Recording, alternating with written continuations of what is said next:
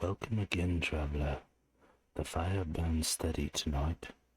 Some truths are easier to hear. Others are offered only when you're tired enough to listen. A roof can keep out the rain, but a home must be paid for in ways coin alone can't settle. And in Brackenfall, nothing worth keeping comes without a price. Episode 5, The Price of a Roof.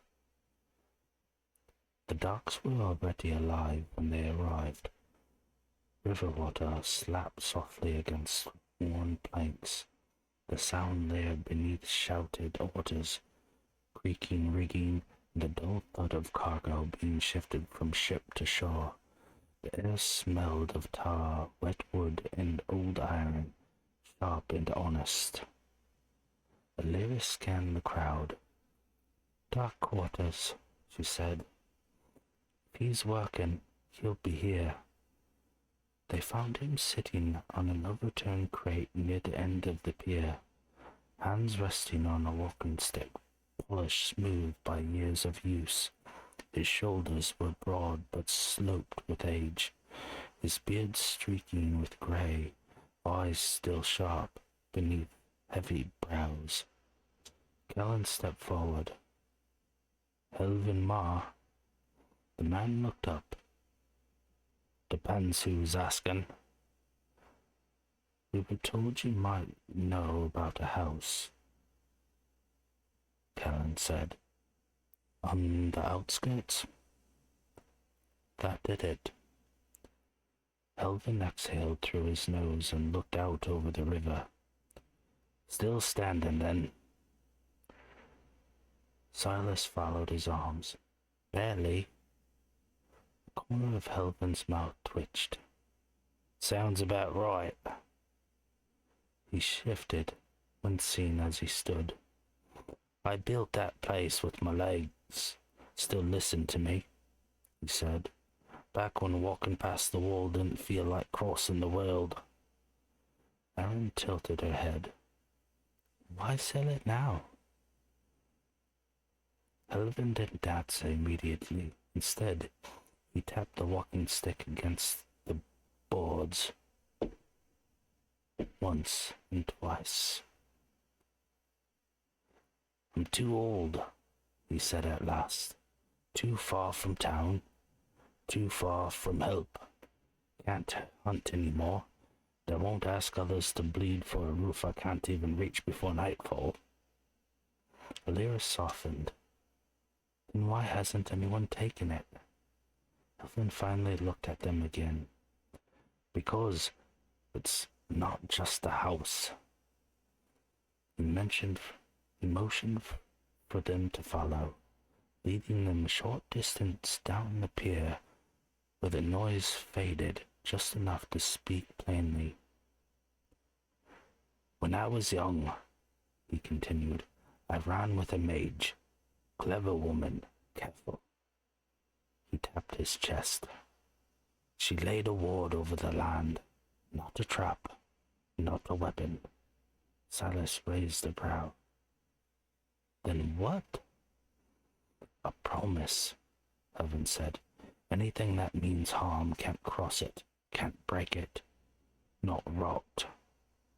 The place from the inside." He shrugged. "People feel it, don't like not being able to lie to a house." That earned a quiet laugh from Erin. Kellen crossed his arms. "Then why is it falling apart?" "Protection doesn't mean roofs," Alvin replied. "It only keeps them honest." Silence followed. Finally, Kellen asked, "What do you want for it?" Alvin's gaze hardened, not with greed, but memory.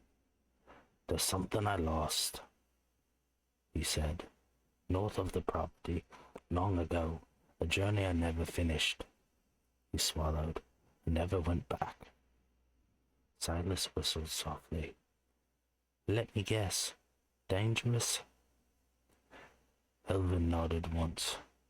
"Do this for me," Bring it back, and the house is yours. Key, deed, no coin owed. Alera frowned. And the payment? Helvin reached into his coat and set a small pouch on the crate. It chimed softly, gold and silver, for your trouble. Callan studied the man. You're offering a lot.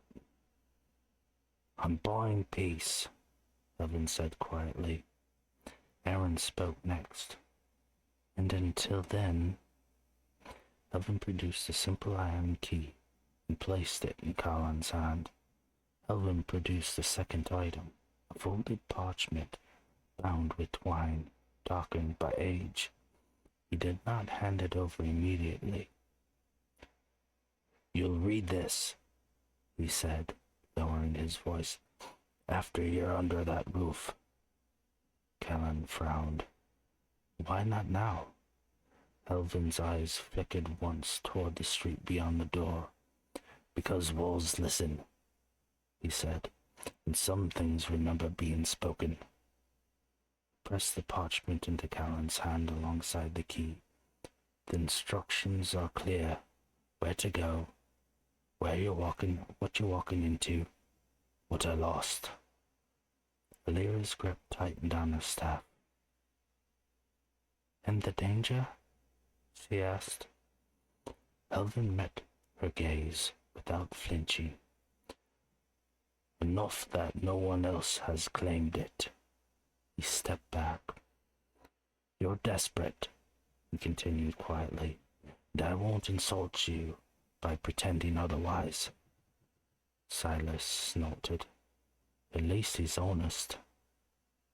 Sleep there tonight, Helvin said. You'll be safer than anyone in a tent. Read the parchment at dawn. He paused, then added, if you return with that I asked for, the house is yours. Key, deed, no debt.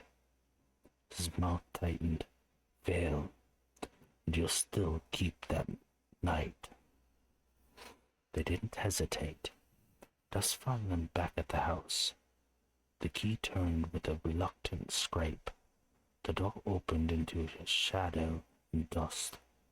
The wind slipped through broken shutters, carrying the scent of apples and wet earth. They lit a small fire inside, its glow pushing back the dark. Silas scratched and stretched. First night with wolves. Lyra smiled faintly. Borrowed wolves. Callan looked around the room. Borrowed or not, it was shelter, at least for now. Outside, the land stood calm beneath its unseen ward, and someone north of the house, something waited to be found. The fire burns low now, traveler. Enough light to remember you are, not enough to see what comes next. A key has been given, a promise made, and somewhere beyond the quiet orchard, a debt still waits to be paid. Rest while you can. At first light, the parchment will be opened. Or maybe sooner. Until then, keep the fire close and your blade closer.